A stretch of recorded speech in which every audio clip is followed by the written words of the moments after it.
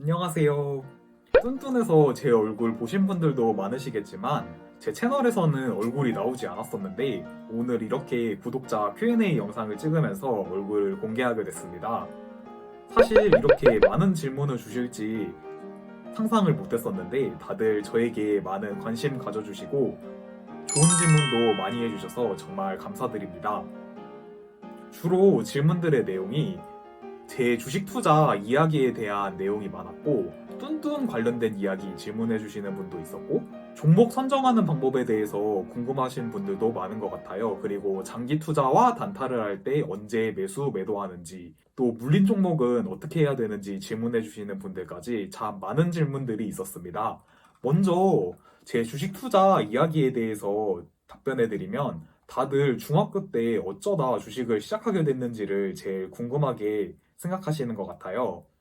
제가 중학교 때 주식을 시작하게 된 이유는 초등학교 때 부모님께서 제 세뱃돈과 용돈을 모아놓은 통장이 있었는데 100만 원 정도 들어있었어요. 그 통장으로 주식형 펀드에 가입을 해주셨어요. 당시에는 ETF가 많이 활성화돼 있지 않을 때여서 그 펀드가 거의 코스피 지수를 추종하는 펀드였는데 초등학생 때 100만 원이면 아주 큰 돈인데 큰 돈이 들어가 있다 보니까 주식에 대해서 관심을 가지게 될 수밖에 없더라고요. 그래서 신문이나 뉴스들 보면 코스피 지수도 나오고 개별 종목들 시세들도 이렇게 볼 수 있는데 그런 거에 아주 많이 관심을 가지게 됐습니다. 그래서 코스피 지수와 제 펀드 수익률을 비교해 보기도 했는데 펀드 수익률이 별로 좋지 못하더라고요. 코스피 지수보다 좀 하회했던 것 같은데 수익률이 별로 좋지 못했기 때문에 제가 한번 직접 투자해보는 게 어떻겠냐 생각을 해봐서 투자를 시작하게 됐습니다. 100만 원으로 바로 주식 투자를 하기에는 아무래도 큰 돈이다 보니까 일단 펀드는 그대로 두고 15만 원으로 주식 투자를 시작하게 됐습니다. 그리고 어떻게 공부했는지에 대해 질문도 많이 주셨습니다. 저는 처음 시작할 때 공부를 많이 하고 시작하진 않았어요. 적은 돈으로 투자를 시작했기 때문에 경험해보면서 궁금한 점에 대해서 공부를 했습니다. 아무래도 실제 주식 투자를 하지 않으면서 주식 공부를 하려면 뭘 공부해야 될지도 모르겠고 흥미가 없을 수밖에 없을 것 같아요. 그래서 저는 소액으로 주식 투자를 하면서 궁금한 점에 대해서 찾아보며 공부를 했습니다. 이렇게 공부하니까 되게 효율적인 것 같더라고요. 그리고 책 추천해달라고 하시는 분들이 되게 많은데 제가 처음으로 주식과 경제 이쪽 관련돼서 읽어본 책이 이 펠릭스는 돈을 사랑해라는 책이에요. 이 책을 제가 초등학교 4학년 때 읽었는데 초등학교 4학년이 읽기에는 좀 두꺼운 책이에요.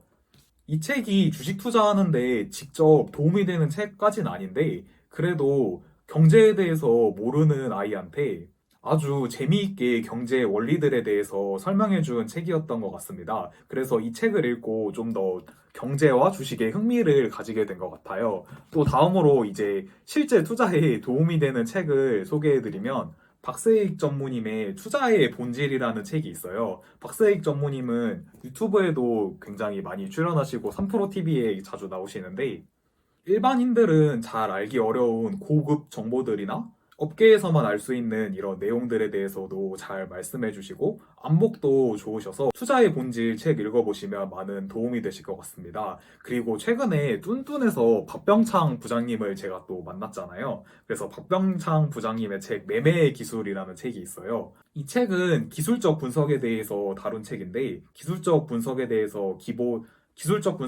공부해보고 싶으신 분들은 이 책도 한번 읽어보면 좋으실 것 같아요.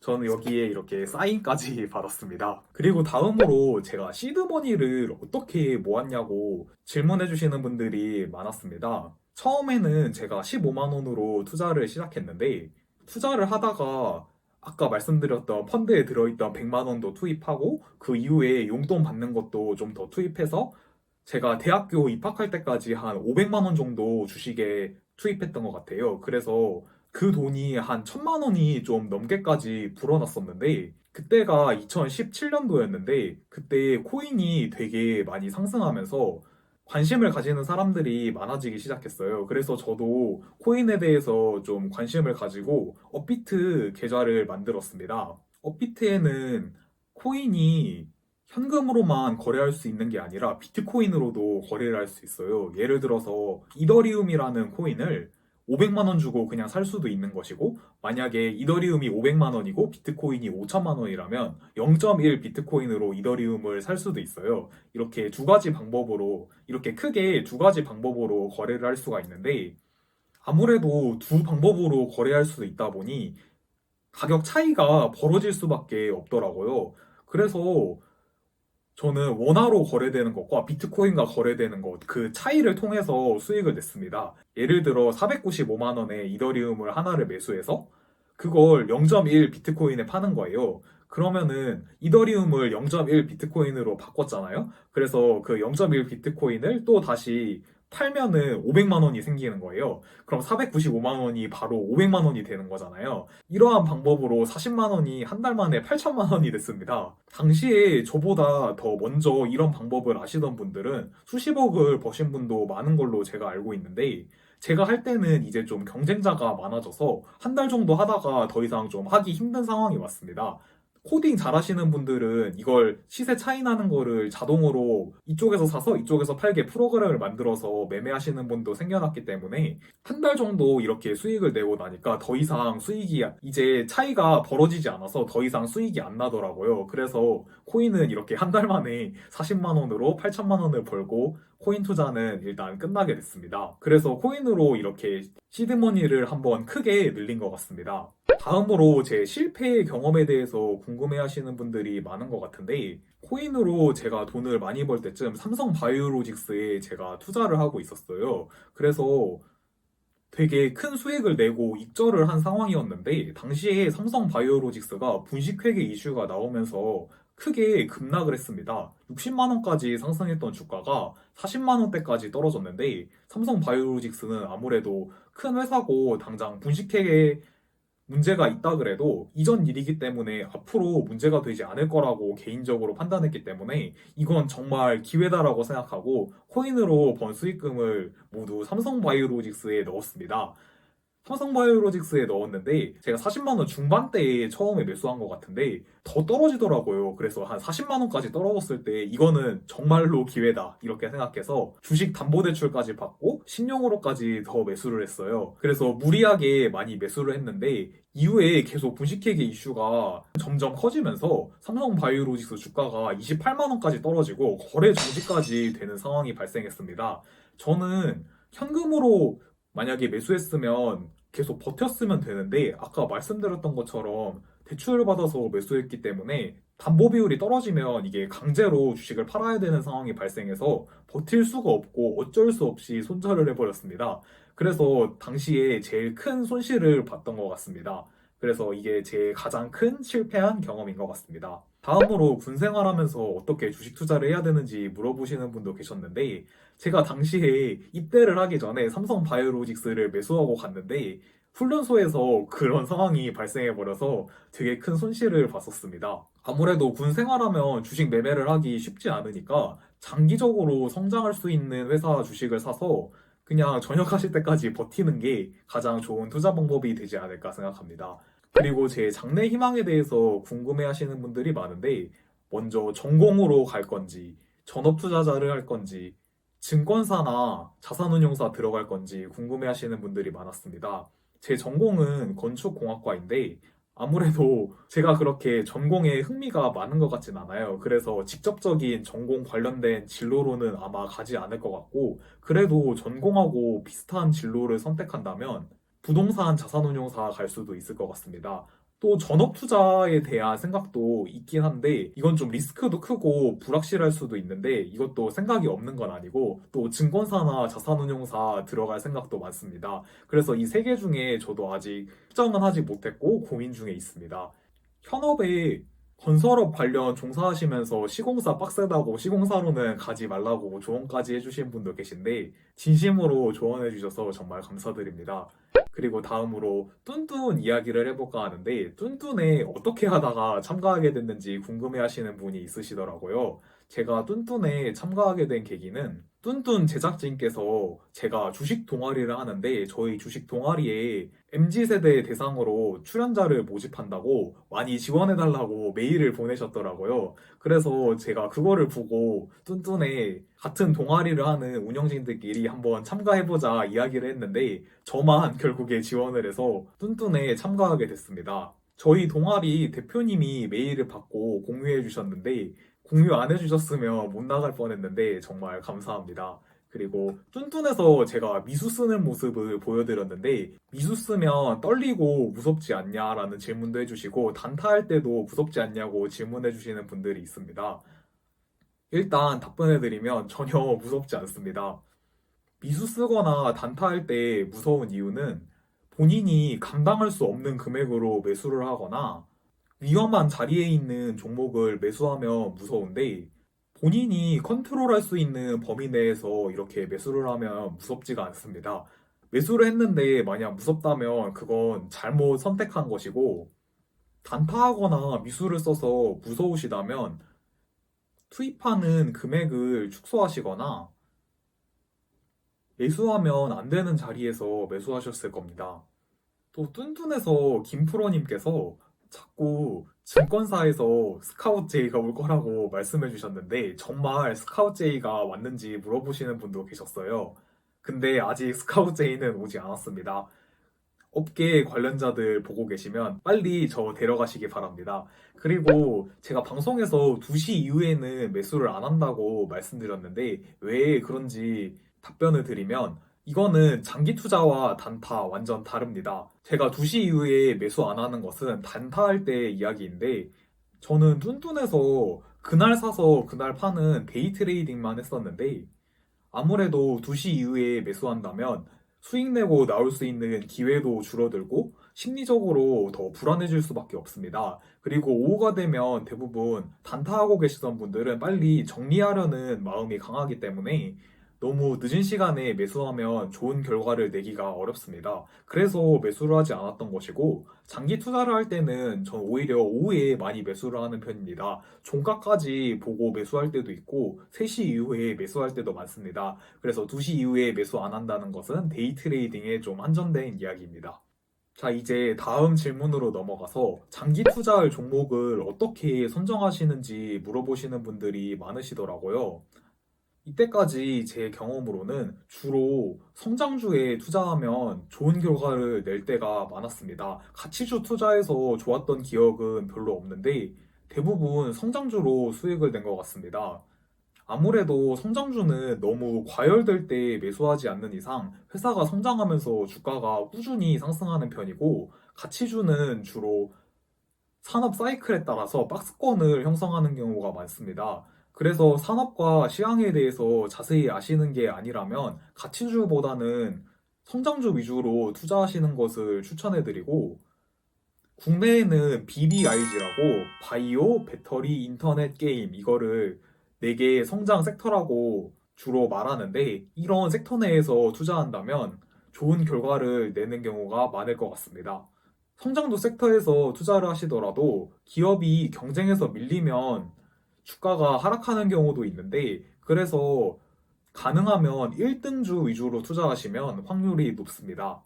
그리고 매수 타이밍에 대해서 간단히 말씀드리면 일단 저 같은 경우는 과열됐을 때는 절대 매수하지 않습니다. 주로 매수하는 타이밍이 눌림목이나 상승 초입이라고 생각할 때 많이 투자하는 편입니다. 그리고 매도 타이밍에 대해서는 여러 가지 방법이 있는데 가격으로 매도 타이밍을 정할 수 있고 기간으로 매도 타이밍을 정할 수도 있을 것 같습니다. 먼저 가격으로 매도 타이밍을 정하는 방법은 경쟁사와 비교해서 이 회사는 이 정도까지 상승할 수 있겠다. 그래서 목표 주가를 정하셔서 매도하셔도 괜찮고, 목표 수익률을 정하셔도 괜찮을 것 같습니다. 그리고 기간으로 정하는 방법은 저는 이 2가지 방법을 많이 쓰는 편인데, 어떤 호재로 인해서 매수를 했다면 그 호재가 나오기 바로 전에 매도를 하는 것입니다. 예를 들어서 호재는 실적이 있을 수도 있고, 최근에 제가 많이 매매한 크래프톤 같은 경우는 신작 출시가 있을 수도 있겠고, 또 MSCI 편입이 있을 수도 있습니다. 그래서 이런 호재가 나오기 전에 매도를 한다면 어느 정도 호재를 반영한 상태인 가격에서 매도를 할 수 있기 때문에 괜찮은 매도 타이밍이 될 수 있습니다.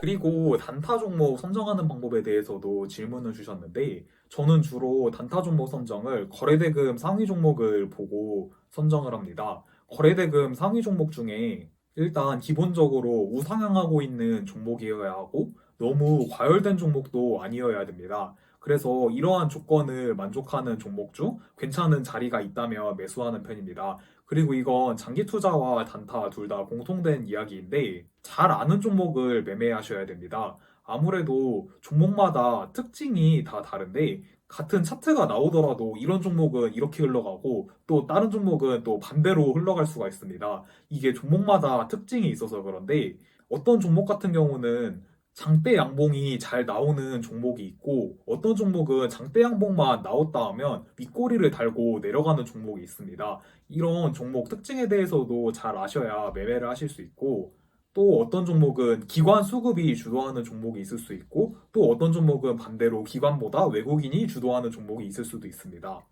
그래서 본인이 어느 정도 공부가 돼 있고 이슈에 대해서도 어느 정도는 알고 있어서 대응을 할 수 있는 종목으로 투자를 하시는 것이 좋습니다. 단타 매수 매도 타이밍에 대해서 진짜 간단히만 말씀드리면 일단 매수는 떨어져야 될 자리에서 안 떨어질 때 매수를 많이 하고 매도는 그 반대입니다. 주로 보는 것은 첫 번째로 차트에서 괜찮은 자리를 찾고 두 번째로 호가창을 보면서 판단을 합니다. 차트만 보고 판단하면 예를 들어 눌림목에서 여기서 이제 상승할지 그냥 깨고 내려갈지 알 수 없기 때문에 호가창에서 아까 말씀드렸던 것처럼 떨어져야 될 만한 호가창인데 안 떨어질 때 그럴 때 매수를 하고 매도할 때는 올라가야 될 상황인데 못 올라갈 때 매도를 하는 편입니다. 올라가야 될 때 못 오른다는 것이 어떤 상황인지 잘 이해를 못 하시는 분들이 계실 것 같아서 정말 간단히만 설명드리면 호가창에서 예를 들어 큰 물량이 있는 호가가 있습니다. 보통 한 호가에 1000주씩 쌓여 있는데 어떤 호가에는 10,000주씩 쌓여 있을 수가 있습니다. 그런데 그 10,000주를 이제 뚫느냐 마느냐의 상황에 올 수 있는데 매도 잔량이 10,000주가 있는 상황에서 예를 들어 누가 2,000주를 매수했습니다. 만약 2,000주를 매수했는데 그 종목을 매수하고 싶은 사람이 많다면 다들 따라서 빨리 매수를 해서 금방 뚫고 상승할 것입니다. 하지만 매수하려는 사람들이 별로 없다면 2,000주를 누가 매수를 했어도 따라서 매수세가 들어오는 것이 아니라 뚫는 속도가 약하거나 못 뚫을 수가 있습니다. 이럴 때는 매도 타이밍이 될 수가 있습니다. 그리고 기본적 분석이 중요하냐, 기술적 분석이 중요하냐 질문도 주셨는데 둘 다 보셔야 됩니다. 이건 장기 투자, 단타 공통되는 이야기이고 하지만 더 중요한 것을 따지자면 장기 투자에는 기본적 분석이 바탕이 되어야 되고 단타는 기술적 분석이 더 중요한 것 같습니다. 다른 질문들도 주셨는데 주식 가격이 오른다고 생각하는 근거나 이유가 무엇인지 질문해 주셨습니다. 주식이 오르려면 일단 수급이 들어와야 상승할 수 있습니다. 저평가돼 있다고 무조건 상승하는 것이 아니라 일단 수급이 들어와야 상승할 수 있는데 그래서 수급이 들어올 수 있는 종목 위주로 매수를 하셔야 됩니다. 저평가된 종목을 매수하는 것도 뭐 물론 나쁘지 않겠지만 그게 10년 동안 계속 저평가돼 있을 수도 있습니다. 그래서 저는 단순히 저평가돼 있다고 매수하진 않는 편이고 수급이나 재료가 있을 만한 종목 위주로 매매를 하는 편입니다. 수급은 뭐 연기금이 계속 매수하는 종목이나 MSCI 편입 예정에 있어서 외국인이 계속 매수하는 종목이 있을 수도 있고 재료라고 하면 실적이 될 수도 있습니다. 예를 들어 실적에 대한 기대감이 있는 회사일 수도 있고 또 추가로 아까 말씀드렸던 것처럼 신작에 대한 기대감이 있는 게임 회사일 수도 있고 바이오 종목 같은 경우에는 신약 출시 결과가 곧 나올 회사일 수도 있습니다. 그래서 이런 수급이나 재료가 따르는 종목을 산다면 수익을 낼 확률이 가장 높고 그런 주식이 상승하는 경우가 많은 것 같습니다. 다음으로 적정 종목의 개수가 몇 개인지 질문해 주시는 분도 계셨는데 제 개인적으로는 5종목이 넘어가면 별로 좋지 않은 것 같습니다. 그렇게 생각하는 이유는 뭐 물론 분산 투자를 한다면 좋기야 하겠지만 너무 많은 종목을 보유하고 있으면 그 종목들에 대해서 신경을 쓸 수가 없더라고요. 너무 많은 종목을 보유하고 있으면 그 종목들에 대해서 아무래도 신경을 쓸 수가 없습니다. 그래서 너무 많은 종목을 보유하는 것은 저 개인적으로는 별로 추천드리진 않고 정말 괜찮다고 생각하는 종목 위주로 매수를 하시고 더 분산 투자를 하고 싶으시면 요즘 ETF가 많기 때문에 ETF를 매수하시는 것을 추천해드리겠습니다. 다음으로 물린 종목이 있는데 이걸 기다려야 되는지 손절해야 되는지 질문해 주시는 분이 있었는데 제가 이걸 개별 종목으로 어떻다 말씀을 못 드리지만 여기에 대해서 어떻게 판단해야 될지 설명해 드리겠습니다. 일단 무조건 물렸다고 계속 보유하시면 안 됩니다. 그건 정말 망하는 지름길이고 그 종목을 보유하고 있지 않다고 한번 새로 생각해 보시고 그래도 수많은 종목들 중에 그 종목이 가장 매력적이라고 생각하시면 그건 버티시면 되고 그게 아니라면 그냥 손절하시고 더 상승 여력이 큰 종목을 매수하시면 될 것 같습니다. 물린 종목이라고 이거 손실 회복하려고 무조건 그걸 들고 있을 게 아니라 앞으로 많이 상승할 종목을 가지고 계셔야 됩니다. 물린 종목을 어떻게 대응해야 될지 판단하시는데 도움이 되셨으면 좋겠습니다.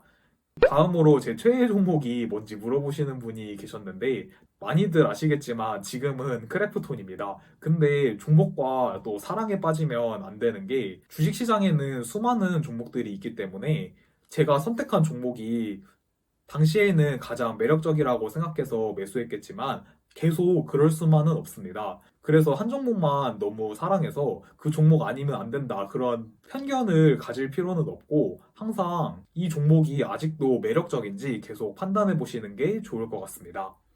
질문해주신 대부분 내용에 대해서 답변을 드렸는데 이렇게 구독자님들과 소통하는 시간을 가져서 저도 너무 좋은 것 같고 Q&A 영상을 통해 앞으로 주식 투자나 방향을 결정하시는 데 조금이라도 도움이 되셨으면 좋겠습니다.